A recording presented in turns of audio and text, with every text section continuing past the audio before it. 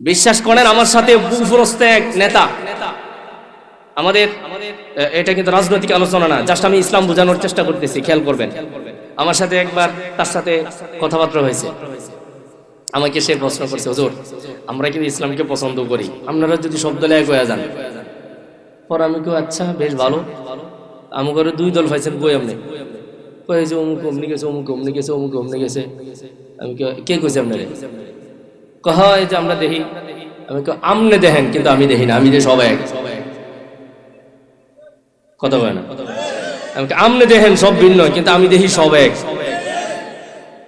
এখন এর বুঝাইতে হ্যাঁ বুঝে না, আমি কোথায় আছি, আমি কেউ দেখেন আপনি মাদ্রাসায় পড়ছেন কয় বছর? হয় কি কয়, আমি তো মাদ্রাসা বারান্দা দিয়েও যাইনি। আমি কি আপনি মাদ্রাসা বারান্দা দিয়েও যান না? আচ্ছা আপনি তো ইসলাম চান? হ্যাঁ একবারে 100 ইসলাম চাই। আরে সর্বনাশ, দেখবেন সাফাবাজগো কথাই এমন, এই সাফাবাজি করে, আমি সাফাবাজি ধরা দিতে আছি। দেখেন এইটা তো বুঝা হারা নেই, কোন মানকের সিপাই ফালাইতে আছি আমি। আর আমি আচ্ছা ঠিক আছে, আপনি মাদ্রাসায় 1 বছরও পড়েন না, তো ইসলাম পছন্দ করেন? আচ্ছা এবার আমি ওনার প্রশ্ন করি, আমি কি আপনি জানেন আমি কত বছর মাদ্রাসায় পড়াশোনা করছি? না হ্যাঁ তো জানি না। আমি মাদ্রাসায় ছোটবেলায় 7 বছর বাদ দিয়ে আমি 25 বছর পর্যন্ত পড়াশোনা করছি। তাহলে আমার 5 বছর থেকে 7 বছর বাদ দেন, তাহলে আমার হায়াতের, আমার এখন বয়স হলো মনে করেন যে 34। গত বছর ওনার সাথে আমার কথা হয়েছে, আমি ওনাকে বলছি আমি 15 বছরের উপরে পড়াশোনা করছি। এই 15 বছরের উপরে যে পড়াশোনা করছি, হেফজ পড়া, তারপরে কিতাব শাখায় পড়া, দাওড়া পড়া, ইফতা পড়া, যেটা মুফতি হয় ইফতা পড়া, সব শেষ করছি। এরপরে কি আমি খেদমতের জীবনে আসছি, এখনো আমি এই ইসলামের শিক্ষার সাথে জড়িত আছি। তাহলে বোঝা যায় আমার বুঝ হওয়ার পর থেকে আমি ইসলামের শিক্ষার উপরে আছি। বলেন ঠিক কিনা? আমি কই এবার আপনি বলেন, আপনার ইসলাম পছন্দ করা আর আমার ইসলাম পছন্দ করা এক? এবার তো ধরা হয়ে গেছে, আচ্ছা রকম ধরা দিছে। আমি কই দেখেন, মানুষকে ডিভাইডেড করার চিন্তা করবেন না, মানুষকে ইসলাম থেকে, কোরআন থেকে, বিশ্ব নবীর থেকে, সাহাবা ইকরাম থেকে দূরে সরানোর চেষ্টা করবেন না। আজও বাংলার মানুষ আল্লাহর রাসূলকে মুহাব্বত করে, আজও বাংলার মানুষ আল্লাহর নবীর ওয়ারিস ওলামা ইকরামকে মুহাব্বত করে, আজও বাংলার মানুষ সত্য মিথ্যা পার্থক্য করতে জানে, আজও বাংলার মানুষ আল্লাহকে মুহাব্বত করে, কোরআনকে মুহাব্বত করে। এই দেশে যতদিন প্রকৃত মুমিন মুসলমান থাকবে ততদিন পর্যন্ত এই দেশকে কোনো ইহুদি, কোনো হিন্দুত্ববাদীরা এই দেশ দখল করতে পারবে না, পারবে না, পারবে না, পারবে না ইনশাআল্লাহ। যত গুম, যত খুন, যাই করো না কেন, মুসলমান সজাগ আছে।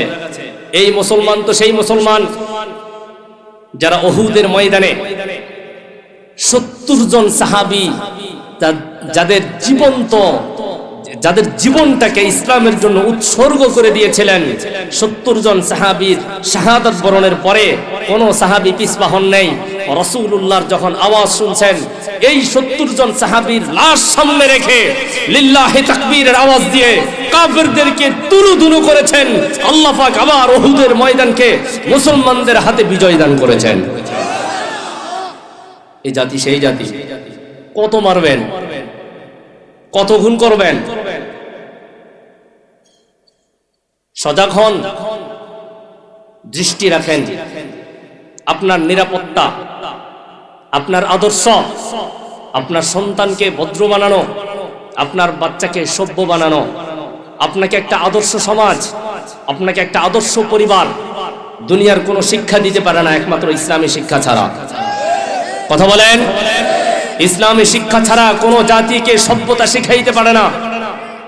অমুসলিম বিধর্মীদের যত শিক্ষা আছে সমস্ত শিক্ষা মানুষকে উশৃঙ্খলা শিখায়, আর আমাদের দেশে সকল হিন্দুত্ববাদীদের শিক্ষা প্রচলিত আছে। বলেন ঠিক কিনা? মুহতারাম হাজিরিন, এই জন্য বলেছি ওলামা ইকরামের সম্পর্কে ছেড়ে দিয়েন না, ওলামা ইকরামের সাথে আদবের সাথে বসবেন, যেটা জিবরাইল আলাইহিস সালাম শিখিয়ে দিয়েছেন। আল্লাহ পাক আমাদেরকে তৌফিক দান করেন। পারবো তো ইনশাআল্লাহ? রাগ করলেন? কষ্ট পাইলেন? আমি কি কোনো রাজনৈতিক বক্তব্য দিলাম? না ইসলামের কথা বলতেছি, না কোরআনের কথা বলতেছি? আচ্ছা, রব্বুল আলামিন দুনিয়ার মানুষকে সফলতার জন্য একটা সিলেবাস দিলেন, একটা পথ এবং পদ্ধতি দিলেন। ও দুনিয়ার মানুষ, দুনিয়াতে আমি আল্লাহ তোমাদেরকে পাঠালাম তোমাদের সফলতার জন্য। আমি আল্লাহ একটা রাস্তা বাতায় দিলাম, ভালো করে মনোযোগ দেন। এই রাস্তাটা অর্জন করতে গিয়ে কেউ কেউ অতি লোভী হয়ে, কেউ কেউ অহংকার করে, কেউ কেউ এই পথ থেকে দূরে সরে যায়।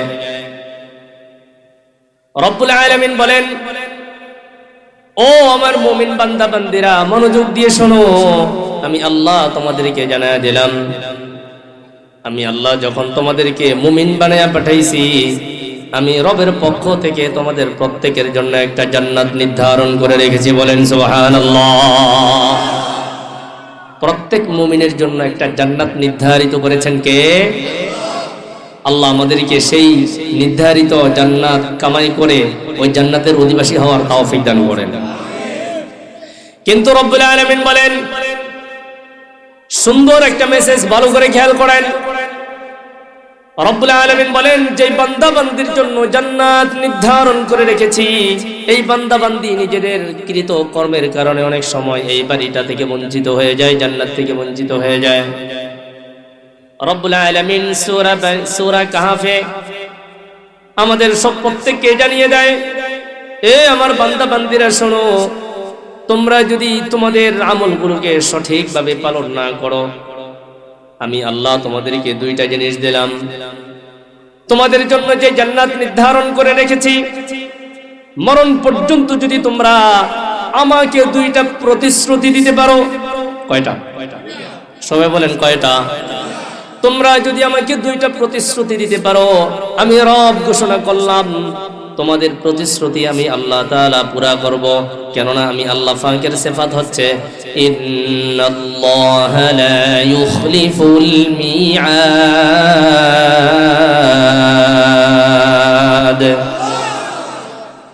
দুনিয়ার মানুষ অঙ্গীকার ভঙ্গ করতে অভ্যস্ত। সকালে এক কথা, দুপুরে এক কথা, রাতে এক কথা, সন্ধ্যায় এক কথা, শুইতে এক কথা, বসতে এক কথা, কথা শুধু পরিবর্তন করে, অঙ্গীকার প্রতিশ্রুতি ভঙ্গ করে। রব্বুল আলামিন জানায় দেয়, এই মুমিন বান্দা বান্দিরা শোনো, আমি আল্লাহ প্রতিশ্রুতি দিলাম, দুইটা জিনিসের প্রতিজ্ঞা যদি করতে পারো, দুইটা জিনিসের প্রতিশ্রুতি যদি তোমরা আমি আল্লাহকে দিতে পারো, আমি আল্লাহ তোমার জন্য এই বরাদ্দকৃত জান্নাত নির্ধারণ করে রাখবো। কাজ কয়টা? সবাই বলেন আরো জোরে, কাজ কয়টা? এক নম্বর কাজ, সূরাতুল কাহফ আয়াত নাম্বার 107। রব্বুল আলামিন বলেন, ইন্নাল্লাযীনা আমানু ওয়া আমিলুস সালিহাতি কানাত লাহুম জান্নাতুল ফিরদাউসি নুজুলা। কাজ কয়টা? সবাই বলতে হবে কাজ কয়টা? এক নম্বর কাজের নাম ঈমান। এক নম্বর কাজের নাম কি? জোরে বলেন কি? সবাই বলেন কি? এবার ঈমান মানে কি? আমরা তো সবাই ঈমান ঈমান শব্দ তাসবির মতো মুখস্থ করে ফেলছি, ঈমান ঈমান ঈমান ঈমান, কি ঠিক না? সবাই বুলির মতো মুখস্থ করে ফেলছি, খালি ঈমান ঈমান ঈমান। কিন্তু আজ পর্যন্ত ঈমান কি জিনিস শিখলাম না, বলেন ঠিক না? এবার রাসূলুল্লাহ হাদিসের মধ্যে কি বলে দেখেন। রাসূলুল্লাহ বলেন, আল ঈমানু বিদউন ওয়া সাবউনা শুবা।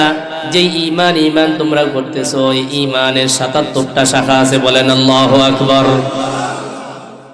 যে ঈমান ঈমান তাসবিহ করতেছো, যে ঈমান ঈমান বুলির মতো ব্যবহার করতেছো, আমি হাবিব ঘোষণা করলাম, ভালো করে শুনে নাও, ওই ঈমানের শাখা হচ্ছে 77টি। সুবহানাল্লাহ। ঈমানের কত শাখা? এবার চিন্তা করেন, এই 77 শাখা যদি ঠিক না হয়, তাহলে আমি কামেল পরিপূর্ণ মুমিন দাবি করতে পারি না। যদি এই 77টা শাখা আমার ঠিক না হয়, তাহলে আমি ঈমান নামে মুনাফিক, বলেন ঠিক কিনা? ঈমানের শাখা কয়টা?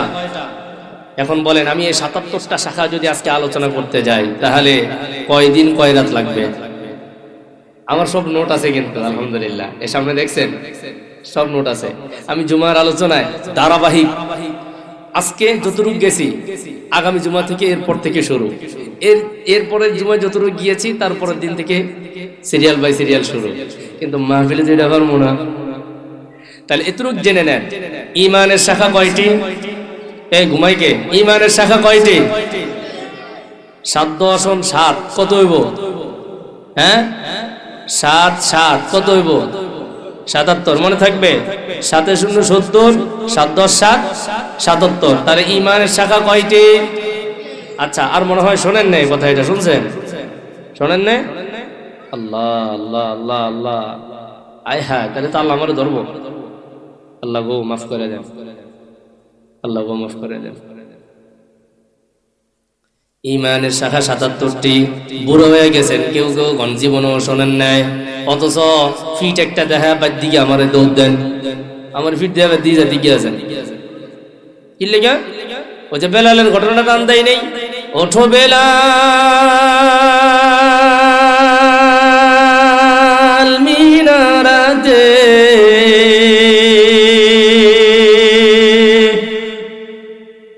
এটা টান দিলে কে ওরে সর্বনাশ, সেতা বয়ান হইতাছে রে। কি আল্লাহ শুরু কম দিছে? আমি পারতাম না ঘটনা এটি করে সময় শেষ করে দিতাম? আমি এটা করবো না, এটা করবো না, কোনো মাহফিলে করি না এটা। ইমানের 77 শাখা আছে। বলেন কত শাখা? পয়গম্বর বলেন ফাফযলুহা কওলু লা ইলাহা ইল্লাল্লাহ। ইমানের সবচাইতে বড় শাখার নাম লা ইলাহা ইল্লাল্লাহ। চিল্লায় বলেন কি? হয় না? সবাই চিল্লায় বলেন কি? যারা কয় না এরা বখিল। আর আমি কম আল্লাহ যেদিনে বখিল তোমার নাম কয় না সেদিনে তুমি বোবা বানায় দিও। আর যারা কয় হ্যাঁ জবানটা তুমি ঘুরলে দিও। বলেন ইমানের বড় শাখার নাম?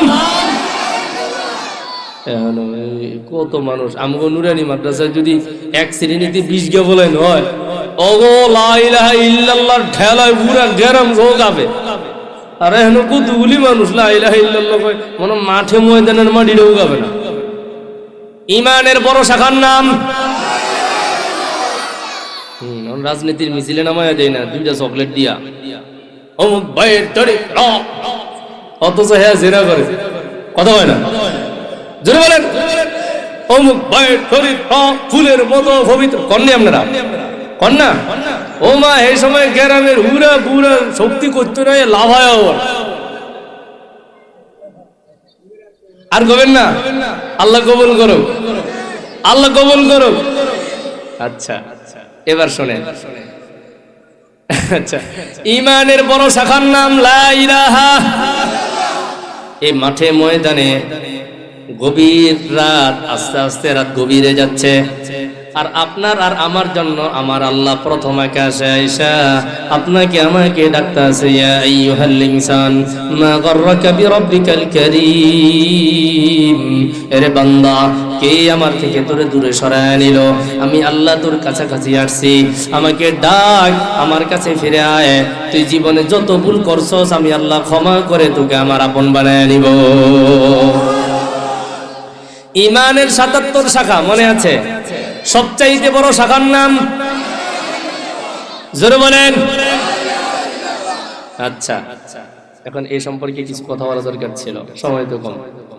লা ইলাহা ইল্লাল্লাহ শুধু জবানের বলি না, এটার মধ্যে কিছু হক আছে, এটার কিছু অর্থ আছে, এটার কিছু ওয়েট আছে, এটার কিছু মর্যাদা আছে, এটার কিছু দাবি আছে। যে ব্যক্তি লা ইলাহা ইল্লাল্লাহ পড়বে, 1 নাম্বার দাবি খেয়াল করবেন, যে ব্যক্তি লা ইলাহা ইল্লাল্লাহ স্বীকার করলো মানে কি? ইবাদতের উপযুক্ত আর কেউ নাই। কে আছে? ইবাদত করতে হবে কার?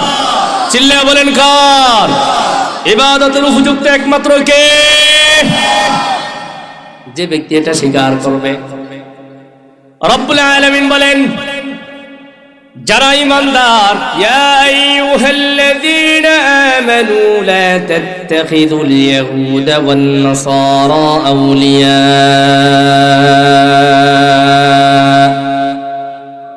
যে ব্যক্তি লা ইলাহা ইল্লাল্লাহ পড়ে ইমানদার হলো, এক নাম্বার হক, এই ব্যক্তির সাথে বেঈমানের সাথে কোনো বন্ধুত্ব থাকতে পারে না। বলেন ঠিক কিনা? ইমানদারের সাথে বেঈমানের কোনো বন্ধুত্ব থাকতে পারে না। ইমানদার বন্ধুত্ব করবে ইমানদারের সাথে, নামাজি বন্ধুত্ব করবে নামাজির সাথে, নামাজি সম্পর্ক বেনামাজির সাথে হতে পারে না। বেঈমানের সম্পর্ক কাফের মুশরিক, ইমানদারের সম্পর্ক কাফের মুশরিক বেঈমানের সাথে হতে পারে না। যদি কেউ ইমানদার দাবি করে আর বেঈমান মুনাফিকের সাথে চলাফেরা করে, বুঝতে হবে এটা ইমানদার নয়, এটাও মুনাফিক। মুখস্থ বলবো না, দলিল দিচ্ছি, দেখেন আল্লাহ কি বলে। সূরা বাকারা নাম শুনছেন? কয় না, নাম শুনছেন? সূরা কোরআন শরীফের দ্বিতীয় সূরা। রব্বুল আলামিন কত সুন্দর করে ওয়াজ করে, দেখেন রব্বুল আলামিন ডাক দিয়ে বলেন, وَإِذَا لَقُوا الَّذِينَ آمَنُوا قَالُوا آمَنَّا وَإِذَا خَلَوْا إِلَى شَيَاطِينِهِمْ قَالُوا إِنَّا مَعَكُمْ إِنَّمَا نَحْنُ مُسْتَهْزِئُونَ।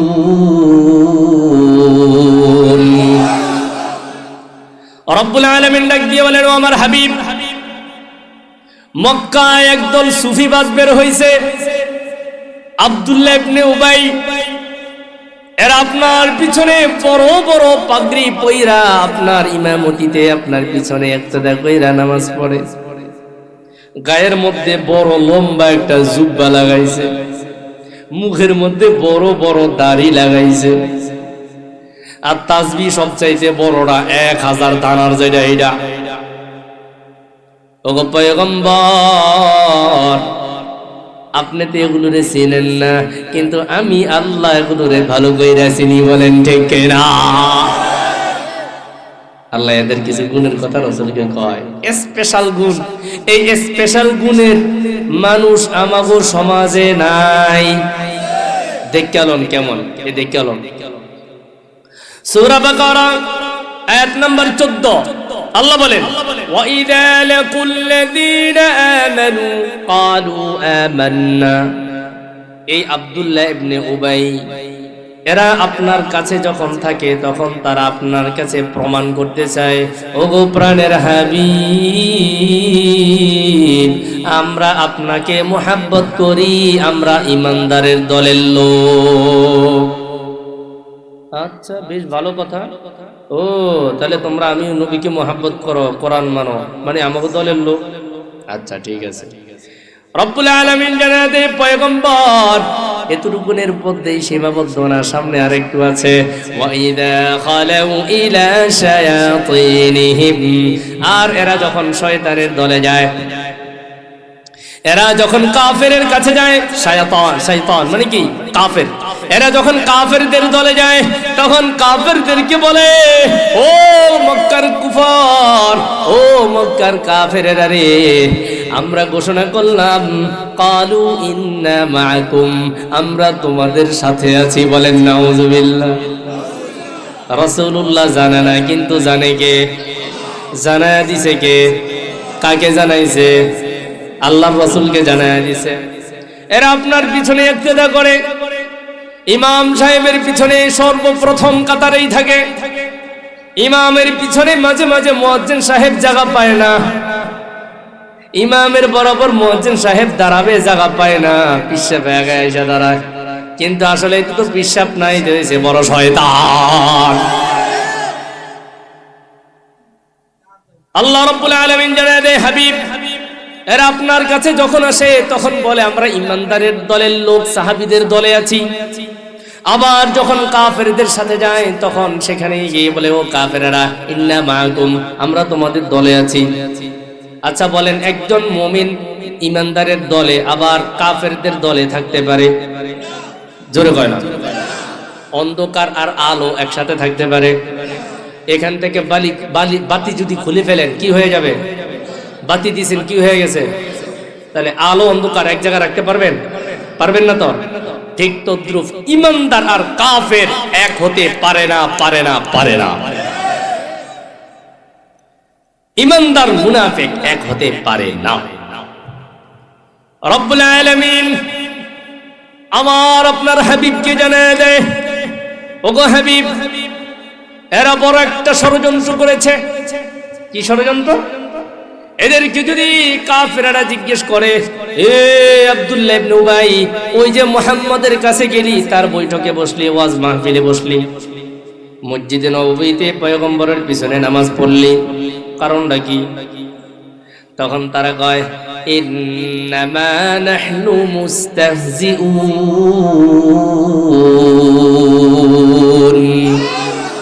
কারে আমরা একটু মজা করছিলাম। চিন্তা করেন কত বড় বাটপার। কার সাথে মজা করছে? আল্লাহর নবীর সাথে। আমরা তো সাহাবীদের সাথে একটু মজা করছি, একটু মুহাম্মদের লগে ঠাট্টা করছি, কিন্তু আসলে মূলত মুহাম্মদের দল পছন্দ করি না, তোমাকে পছন্দ করি। চিল্লায়া বলেন নাউজুবিল্লাহ। এই সমাজের মানুষ আমাদের দেশে নাই, এই সমাজের দাড়িওয়ালা আমাদের সমাজে নাই, এই সমস্ত ধোঁকাবাজ আমাদের সমাজে নাই। যারা ইসলামকে পছন্দ করে, যারা কোরআনের পক্ষে কথা বলে বলে দাবি করে, যারা রাসূলুল্লাহর আদর্শ মেনে বলে কথা বলে, শুধু কথা বলে পর্যন্তই সীমাবদ্ধ, পিছনে পিছনে ইসলাম এবং মুসলমানদেরকে ধ্বংস করার ষড়যন্ত্র করে। এদের থেকে সাবধান, এদের থেকে সাবধান। আল্লাহ আমাদেরকে হেফাজত করেন। কি ভালো লাগতেছে আর বলবো, এখন তো মূলে যাইতেই পারি নাই, এখনো প্রাসঙ্গিকই বলতেছি। আল্লাহু আকবার। মন চাই সারা রাত বসে বসে কোরআন খাওয়াই আপনাদেরকে, ইনশাআল্লাহ। যেখানে যাব সেখান থেকে শোনাইতে মন চায়। এবার রব্বুল আলামিন বলেন, এদের ফলাফল শুনে নেন। যারা এই ধরনের স্বভাবের হবে, মুমিনদের কাতারে থেকে মুমিনদের সাথে গাদ্দারি করবে, আলেম ওলামার সাথে সম্পর্ক রেখে আলেম ওলামাকে ধোঁকা দিবে, মসজিদের ইমাম খতিবের সাথে সম্পর্ক বজায় রাখার নামে ধোঁকাবাজি করবে, শিক্ষককে সম্মান না দিয়ে অসম্মান করবে, ঈমান এবং ইসলামকে বিজয় আনার পক্ষে কথা না বলে ইসলাম এবং মুসলমানের 12টা বাজানোর ষড়যন্ত্র করবে। রব্বুল আলামিন বলেন, আল্লাহু ইস্তাহজিউ বিহিম ওয়া ইয়ামুদ্দুহুম ফি তুগয়ানিহিম ইয়ামাহুন। রব্বুল আলামিন জানায় দেন, গো হাবিব, যারা ইসলামের 12টা বাজানোর জন্য, যারা কোরআনের 12টা বাজানোর জন্য, যারা মুসলমানদের সাথে বেঈমানি করার জন্য উপরের লেবাসটা দিয়ে মুসলমানের সাথে সম্পর্ক রেখেছে, আর কাফেরদের কাছে গিয়ে বলছে আমরা তোমাদের দলের লোক, এবং যারা বলেছে ইসলাম এবং মুসলমানদের সাথে, মুহাম্মাদের সাথে ঠাট্টা বিদ্রুপ করেছি, ধোঁকা দিয়েছি, মুহাম্মদ ধরতে পারবে না, ইসলাম এবং মুসলমান ধরতে পারবে না। রব্বুল আলামিন জানায় দেয়, যারা আমার হাবিবের সাথে ঠাট্টা করেছে, আমি রব্বুল আলামিন কিয়ামত পর্যন্ত তাদের সম্পর্কে আয়াত নাজিল করে দিলাম। যারা ইসলাম নিয়ে হেলাধুলা করবে, যারা মুমিনদেরকে নিয়ে হেলাধুলা করবে, যারা কোরআন নিয়ে হেলাধুলা করবে, তামাশা করবে, আমি আল্লাহ তাদেরকে ঠাট্টার বস্তু বানায় দিলাম। আল্লাহু আকবার বললেন না? এই জন্য বন্ধু, কোরআন নিয়ে খেলা করো না, ইসলাম নিয়ে খেলা করো না, দিন নিয়ে খেলা করো না। যদিও দেখা যায় দিনের ধারকবাহক মুসলমান আলেম ওলামারা, কিন্তু এই দিন রক্ষা করার মালিক কে? আরো চিল্লায় বলেন কে? যারা দিন নিয়ে খেলাধুলা করতে আসবা, সাবধান, তোমার জীবন ধ্বংস হয়ে যাবে, জ্বলে পুড়ে ছাই হয়ে যাবে। সব কিছু নিয়ে খেলা করো, কিন্তু কোরআন, ইসলাম, আলেম ওলামা, মসজিদ মাদ্রাসা নিয়ে খেলা করতে আইসো না। সাবধান হয়ে যাও। আল্লাহ আমাদের সকলকে ইসলাম এবং দ্বীনের জন্য কবুল করে নেন। মুহতারাম হাজিরিন, আমি এবার আমার কথায় চলে যাই। রব্বুল আলামিন বলেছেন, 2টা প্রতিশ্রুতি যদি আমাকে দিতে পারো, আমি রব্বুল আলামিন তোমাদের জন্য প্রতিশ্রুতি দিলাম, তোমাকে সৃষ্টি করার সাথে সাথে আমি আল্লাহ একটা জান্নাত বরাদ্দ করে রেখেছি। মনে আছে কিনা? একটা জান্নাত বরাদ্দ করে রেখেছি। 2টা কাজের প্রতিশ্রুতি দিতে হবে। 1 নাম্বার কাজ হচ্ছে ঈমান। 1 নাম্বার কাজ কি? জোরে বলেন কি? সেখান থেকে হাদিসের মধ্যে গিয়েছে, পয়গম্বর বলেন ঈমানের 77 শাখা আছে। কয়টা শাখা? এর মধ্যে বলেছিলাম সবচেয়ে বড় শাখার নাম লা ইলাহা ইল্লাল্লাহ। মনে আছে কিনা? মহাব্বত লাগায়া বলেন লা ইলাহা ইল্লাল্লাহ। সবাই তো বললেন না, পায়ে হাত রেখে বলবো, জবান খুলে চিল্লায়া বলেন লা ইলাহা ইল্লাল্লাহ। আল্লাহু আকবার। আপনি জানেন এটা কেমন কালিমা? আল্লাহু আকবার। এটার ওয়েট কত জানেন? রব্বুল আলামিনের হাবিব বলেন লা ইলাহা ইল্লাল্লাহ পড়নেওয়ালার কত মান, কত ওয়েট, কত মর্যাদা, কত সম্মান, কত মূল্য জানো? একজন লা ইলাহা ইল্লাল্লাহ স্বীকার করনেওয়ালা যতদিন পর্যন্ত এই পৃথিবীতে বিচরণ করবে, পৃথিবীতে থাকবে, রব্বুল আলামিন আকাশ ঠিক রাখবেন, তারা ঠিক রাখবেন, চন্দ্র ঠিক রাখবেন, সূর্য ঠিক রাখবেন, জমিন ঠিক রাখবেন। তাহলে বলেন একজন লা ইলাহা ইল্লাল্লাহ পড়নেওয়ালার দাম আসমানের চেয়ে বেশি না কম? আল্লাহু আকবার। এই লা ইলাহা ইল্লাল্লাহর পাওয়ার কত মুমিন জানো? যখন হাশরের ময়দানে ঈমানদার আর বেঈমানের আমলনামা ওজন করা হবে, কার মধ্যে ঈমান আছে আর কার মধ্যে ঈমান নাই, আমলনামা দুইবার ওজন করা হবে। একটা হচ্ছে ঈমানের ওজন আর একটা হচ্ছে আমলের ওজন। কয়বার ওজন করা হবে? একবার হচ্ছে ঈমানের ওজন। বেঈমানের যখন ঈমানের পাল্লা খালি হয়ে যাবে, রব্বুল আলামিন রহমত আর বরকতে, দয়া আর মায়ায় ঈমানদারের ঈমানের পাল্লা ভারী হয়ে যাবে। ঈমানের পাল্লার, ঈমানের এই ঈমানের শব্দটার ওয়েট কত বন্ধু জানো? যখন বেঈমানের সব কিছু ওজন করা হবে আর মুমিনের শুধু লা ইলাহা ইল্লাল্লাহ ওজন করা হবে, বেঈমানের পাল্লা হালকা হয়ে যাবে, ঈমানদারের লা ইলাহা ইল্লাল্লাহ রাখনেওয়ালা পাল্লাটা ভারী হয়ে যাবে। আল্লাহু আকবার, আল্লাহু আকবার। আল্লাহ আমাদেরকে হাকিকি মুমিন হওয়ার তৌফিক দান করেন। রব্বুল আলামিন বলেন খাঁটি মুমিন এক নাম্বার। রাসূলুল্লাহ বলেন ঈমানের ৭৭ শাখা আছে, এর মধ্যে সবচেয়ে বড় শাখার নাম লা ইলাহা ইল্লাল্লাহ। পয়গম্বর বলেন ওয়াদনাহা ইমাতাতুল আযা আনিত তরিক। ঈমানের সবচাইতে নিম্ন শাখা হচ্ছে, সবচাইতে ছোট শাখা হচ্ছে রাস্তার থেকে, চলাচলের রাস্তা থেকে কষ্টদায়ক জিনিস সরায়া দেয়া। বুঝতেছেন? এখানে দুই একটা কথা বলতে হয়। আমার বাড়ির পাশের ভাই, আমার বাড়ির পাশের চাচা, আমার মায়ের পেটের ভাই, আমার চাচতো ভাই, মামতো ভাই, ফুফাতো ভাই, আমার দেশে থাকে, গ্রামে থাকে, একই বাড়িতে থাকে, কিন্তু দেখা যায় রাস্তা দিয়ে হাঁটতে দেয় না। এমন ভাই সমাজে আছে না নাই? আর আমার পয়গম্বর বলেন যে ব্যক্তি রাস্তা থেকে কষ্টদায়ক জিনিস সরায়া দিবে, একজনের চলাচলের রাস্তা তৈরি করে দিবে, এটা হচ্ছে ঈমানের সর্বনিম্ন শাখা। যে ব্যক্তি এই কাজটা করতে পারবে তার ঈমান পরিপূর্ণতায় পৌঁছতে সহায়ক হবে। বলেন সুবহানাল্লাহ। আরেকটা কথা, এই যে রাস্তা দিয়ে হাঁটতাছি, আমরা মনে করতেছি কি এগুলো সব সরকারের কাজ, আমাকে কোনো কাজ নাই, সরকারের দিকে ছায়া থাকে, কি ঠিক না? এগুলো সরকারের কাজ, ঠিক আছে, কিন্তু সরকারের কাগজ পকেটের টাকা দিয়ে করব। আমরা যদি দুই চারজনে ধরে একটা রাস্তা মেরামত করে দিই, গুণ, হ্যাঁ গুণব না, লস হয়ে যাবে। আল্লাহু আকবার। কেমন সওয়াব! যে ইমানদার টিকলে আসমান জমিন টিকবে, ওই ইমানদারের ইমান পূর্ণ হবে এই কাজটার মাধ্যমে। সুবহানাল্লাহ বললেন না? এমনকি মানুষের রাস্তা কাটা দিবেন না পরিষ্কার করে দিবেন? রাস্তা বন্ধ করে দিবেন না রাস্তা যাওয়ার জন্য জায়গা তৈরি করে দিবেন? রাজি আছে ইনশাআল্লাহ? এক মুষ্টি এক হাত জায়গার লেগে ফিডাফিডি মারামারি, আচ্ছা যেই জায়গার জন্য ফিডাফিডি মারামারি, এই জায়গা আপনারা যদি আল্লাহ বুক করতে না দেয়, কোনো ক্ষমতা আছে? হ্যাঁ, আইন দিয়ে পারবেন না আল্লাহরে ঠেকায় দিতে? এমন কো ক্ষমতাসীনরা, টাকা পয়সাওয়ালারা টাকার বলে, ক্ষমতার বলে অসহায়ের উপরে সাফায়া যায়, দরিদ্রের উপরে সাফায়া যায়। আল্লাহ কয় কমু বলতাম নি? আছে? হ্যাঁ, ব্যাটারিতে চার্জ দেন।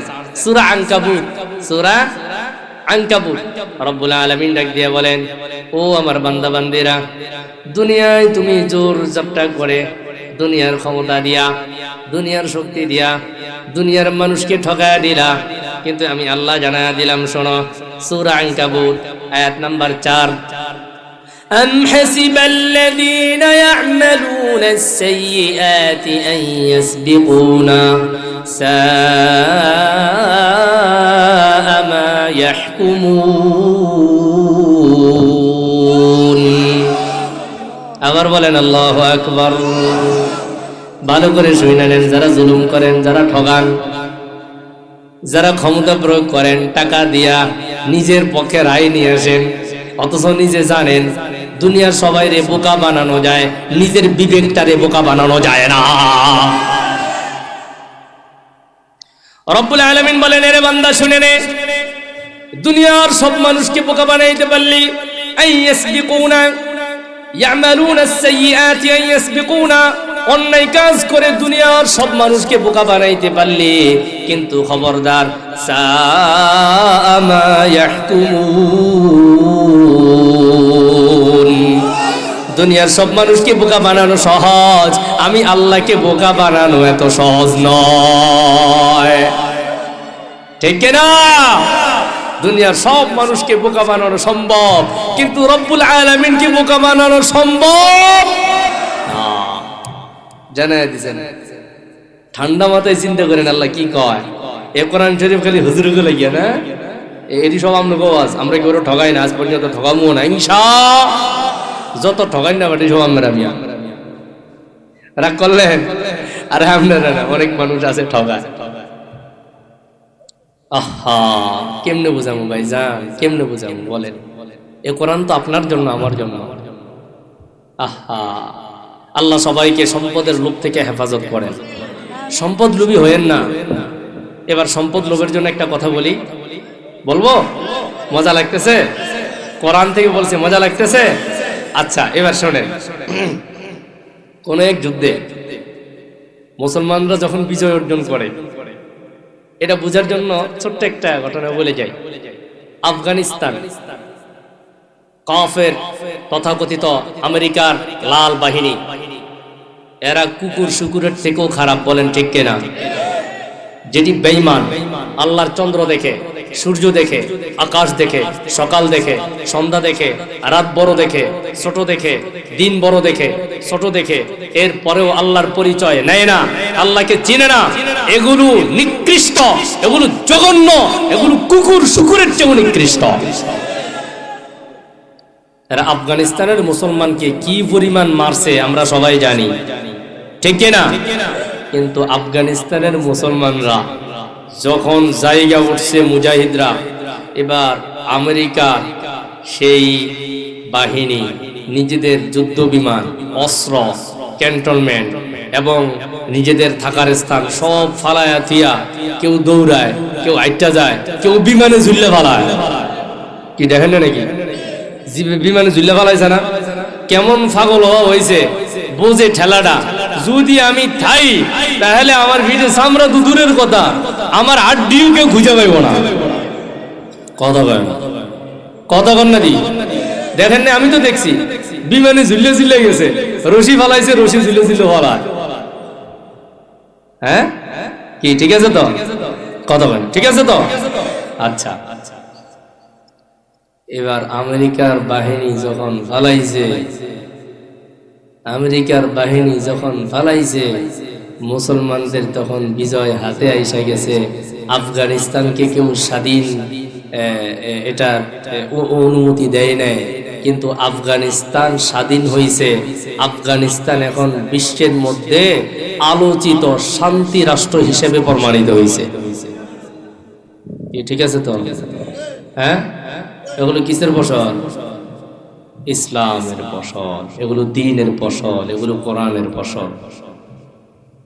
কি কথা ঠিক আছে? হ্যাঁ, আচ্ছা। যখন ইসলাম এবং মুজাহিদরা এদের বিরুদ্ধে সংগ্রামে দাঁড়িয়েছে, যখন এদেরকে প্রতিবাদ করা শুরু করেছে, যখন মাজায় গামছা বাঁধা শুরু করেছে, যখন এদেরকে প্রতিহত করার জন্য সবাই ঐক্যমত হয়ে গিয়েছে, তখন আমেরিকা যত শক্তিশালী হোক না কেন, আজ পর্যন্ত আফগানিস্তানের একজন মুজাহিদের চুলও ছিঁড়তে পারে নাই। কথা বল না, আমারটা ঠিক আছে না? আমি দুনিয়ার বাইরের কথা বলতেছি। ঠিক তদ্রূপ বাংলার মুসলমান যদি সব ঐক্যমত হয়, কোরআনের পক্ষ অবলম্বন করে ইসলামের ছায়াতলে চলে আসে, বামপন্থী আর রামপন্থীরা কথার বক্তব্যের মধ্যেই সীমাবদ্ধ থাকবে, ইসলাম এবং মুসলমানদের একচুল পরিমাণও ক্ষতি করার সাধ্য তাদের নাই ইনশাআল্লাহ। আল্লাহ আমাদেরকে তৌফিক দান করেন, আল্লাহ আমাদেরকে কবুল করে নেন। ইসলাম ভালো লাগে, কোরআন ভালো লাগে, মসজিদ মাদ্রাসা ভালো লাগে। একদলের তো চুলকাইতেছে মসজিদ মাদ্রাসা দেখলে, একজনের তো অ্যালার্জি শুরু হয়ে গেছে মসজিদ মাদ্রাসা দেখলে, এবং কেউ আজান শুনলেও অ্যালার্জি শুরু হয়ে গেছে। আমাদের দেশে সকাল হয় আজানের মাধ্যমে, সন্ধ্যা হয় আজানের মাধ্যমে। আমাদের দেশে আজান থাকবে, আমাদের দেশে মসজিদ থাকবে, আমাদের দেশে মাদ্রাসা থাকবে, আমাদের দেশে আল্লাহর নাম থাকবে, আমাদের দেশে কোরআন থাকবে।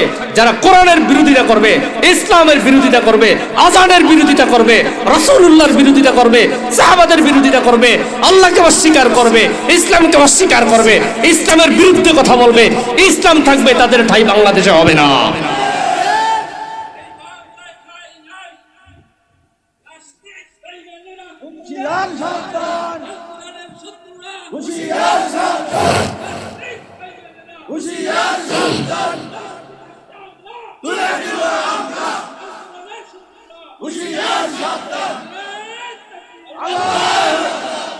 আচ্ছা, কোরআনের পক্ষে থাকবেন তো ইনশাআল্লাহ? কোরআনের পক্ষে থাকলে মহব্বত করবেন কে? রব্বুল আলামিন বলেন, লা তাহজান ইন্নাল্লাহা মা'ানা। এই শব্দটা আবু বকরের জন্য ব্যবহার হয়েছে, কিন্তু আবু বকরের মধ্যেই সীমাবদ্ধ না, আপনার জন্য আছে, আমার জন্য আছে। আমরা যেখানেই থাকবো আল্লাহর সন্তুষ্টি নিয়ে থাকবো, কেউরে ঠকাবো না, কারো সম্পদ নষ্ট করব না, কারোর সাথে গাদ্দারি করব না, জুলুম করব না, নির্যাতন করব না, অত্যাচার করব না, জেনা করব না, মা বোনদের ইজ্জত নষ্ট করব না, পারলে হেফাজত করব, সংরক্ষক হব, বক্ষক হব না, রক্ষক হব। রব্বুল আলামিন বলেন, যারা এই কাজগুলো করতে পারবে, আমি রব্বুল আলামিন তাদেরকে ঘোষণা দিলাম, 1 নাম্বার ঈমান ঠিক রাখবে, 2 নাম্বার ওয়া আমিলুস সলিহাত, নেক আমল ঠিক রাখবে, আমি আল্লাহ তাদের জন্য কানাত লাহুম জান্নাতুল ফিরদাউসি নুজুলা, তাদের আপ্যায়নের জন্য, অতিথিয়তার জন্য আমি আল্লাহ জান্নাতুল ফিরদাউস বরাদ্দ করে রেখেছি। কয়টা কাজ? 1 নাম্বার ঈমান, 1 নাম্বার, 2 নাম্বার নেক আমল, 1 নাম্বার ঈমান, 1 নাম্বার, 2 নাম্বার। এ কয়টা কাজ? জোরে বলেন কয়টা কাজ? এই 2টা কাজ যদি ঠিক রাখতে পারি, রব্বুল আলামিন বলেন, এরে বান্দা বান্দি, তোর জীবনের সবচাইতে মূল্যবান সম্পদ কিন্তু 2টা। 1 নাম্বার হচ্ছে ঈমান, 2 নাম্বার হচ্ছে নেক আমল। নেক আমল কি? ফরজ, ওয়াজিব, সুন্নত, মুস্তাহাব, এই 4টা শরীয়তের স্কেলের নাম নেক আমল। বর্জন করতে হবে হারাম, মাকরুহ তাহরিমি, মাকরুহ তানজিহি, এগুলো থেকে বিরত থাকতে হবে। আল্লাহ যেগুলো নিষেধ করেছেন, রাসূল যেগুলো নিষেধ করেছেন, এগুলোকে বর্জন করতে হবে। হকের পথে থাকতে হবে, আল্লাহকে মানতে হবে, রাসূলের আদর্শ মানতে হবে। এই কাজ যদি কেউ করে যায়, ঈমানদার হলো, ঈমান ঠিক থাকলো, নেক আমল ঠিক থাকলো। রব্বুল আলামিন বলেন, তোর 2টা চক্ষু বন্ধ হতে দেরি, আমি আল্লাহ তোর আপ্যায়নের জন্য, অতিথিয়তার জন্য আমি তোর জন্য জান্নাতুল ফিরদাউস তৈরি করে রেখেছি। আল্লাহু আকবার। আল্লাহ আমাদের সকলের ঈমান ঠিক করে, আমল ঠিক করে, এই দুনিয়ার থেকে জান্নাতি হয়ে যাওয়ার তৌফিক দান করেন। মুহতারাম হাজিরিন, আমার আজকের আলোচনাটা এগুলো ছিল না। আমার আজকের আলোচনার বিষয়বস্তু ছিল, সংক্ষেপে আমি বলতেছি, ভালো করে মনোযোগ দেন, এরপর আমি ছেড়ে দেব। আমার আজকের আলোচনার বিষয়বস্তু ছিল রাসূলুল্লাহ সাল্লাল্লাহু আলাইহি ওয়াসাল্লাম সাহাবায়ে কেরামের জন্য রক্ষা স্বরূপ। রাসূলুল্লাহ সাহাবায়ে কেরামের রক্ষা স্বরূপ ছিলেন। ঠিক তদ্রুপ রাসূলুল্লাহ বলেন, ওয়া আসহাবি আমানাতুল লি উম্মতি, আর আমার সাহাবীরা উম্মতের রক্ষা স্বরূপ। বলেন সুবহানাল্লাহ। এই কথাটা একটু বিশ্লেষণ করি।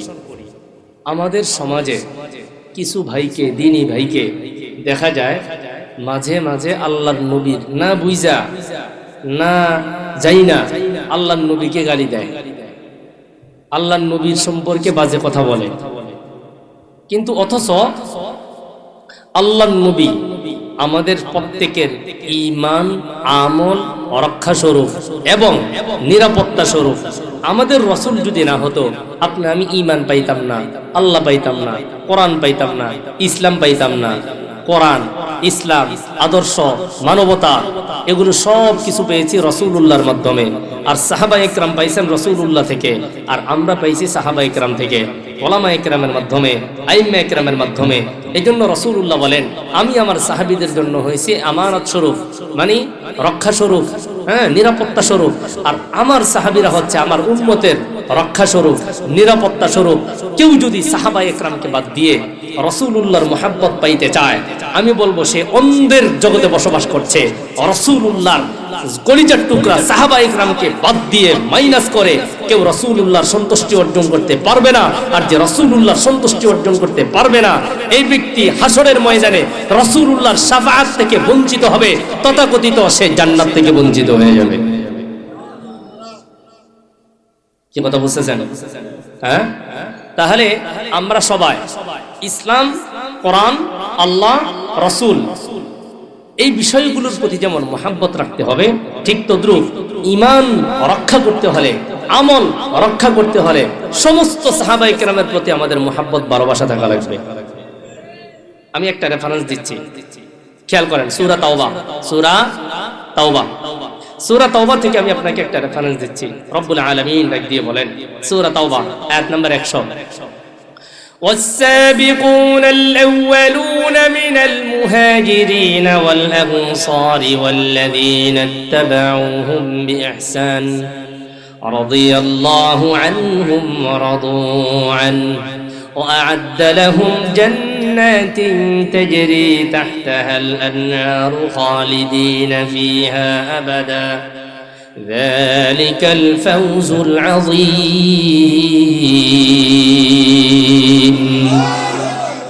রব্বুল আলামিন এখানে সাহাবায়ে কেরাম যারা পূর্বে অতিবাহিত হয়ে গিয়েছেন আনসার এবং মুহাজিরদের মধ্য থেকে সাহাবায়ে কেরামের প্রশংসা করে আল্লাহ রব্বুল আলামিন বলেন, ওয়াল্লাযীনা ইত্তাবাউহুম বিইহসান, যারা সৎকর্মে ভালো কাজে সাহাবায়ে কেরামকে অনুসরণ করে চলবে, যারা ঈমানের নমুনা সাহাবীদের থেকে নেবে।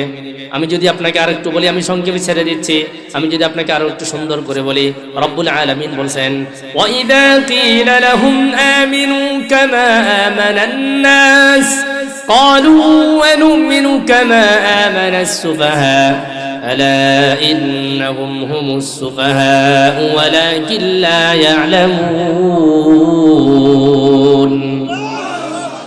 রব্বুল আলামিন নির্দেশ দিচ্ছেন, হে বান্দা-বান্দীরা শোনো, তোমাদের ঈমান আনতে হবে, তোমরা তোমাদের ঈমান আনতে হবে সাহাবায়ে কেরামের মতো, তোমাদের ঈমান হতে হবে সাহাবায়ে কেরামের মতো, তোমাদের আমল হতে হবে সাহাবায়ে কেরামের শিখানো আমল, তোমাদের ঈমান হতে হবে সাহাবায়ে কেরামের বাতানো ঈমান, তোমাদের আমল হতে হবে সাহাবায়ে কেরামের আদর্শের আমল। এর বাহিরে যদি তোমরা আমল করো, এর বাহিরে গিয়ে যদি তোমরা মন মতো ঈমান আনো, এর বাহিরে গিয়ে যদি তোমরা মন মতো ইসলাম গ্রহণ করো, তাহলে তুমি মুখে ইসলাম দাবি করবা, কিন্তু প্রকৃত ঈমানদার আর মুসলমান আমি আল্লাহ স্বীকৃতি দেব না। আমি আল্লাহর কাছে ঈমানদার এবং মুসলমান হিসেবে স্বীকৃতি পেতে হলে সাহাবায়ে কেরামের মতো ঈমান আনতে হবে, সাহাবায়ে কেরামের মতো আমল করতে হবে।